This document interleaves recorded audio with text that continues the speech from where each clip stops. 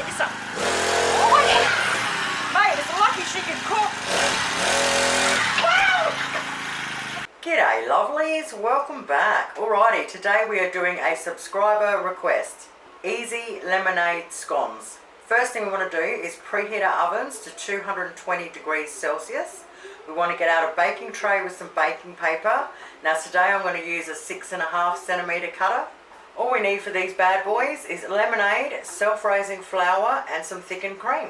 Alright, in a large bowl we want 3 cups of self-raising flour, 1 cup of lemonade, 1 cup of cream. Now with a knife just mix it through. Okay, then we just mix it in until it looks like that. Scrape our knife. Now we get a little bit of plain flour and just put it around the edges. And then a little bit over the top.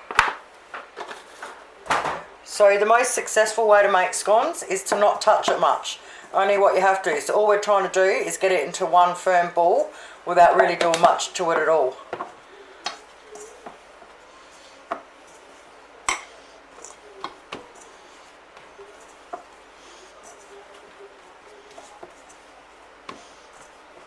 Okay, see, a couple of seconds only. Alright, once we've got it like that so we can work with it, a little bit of plain flour on our bench.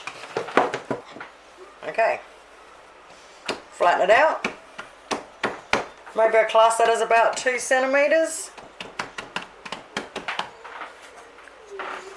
Cut away. Then just gently roll that back together. Not much, just enough to get it whole again.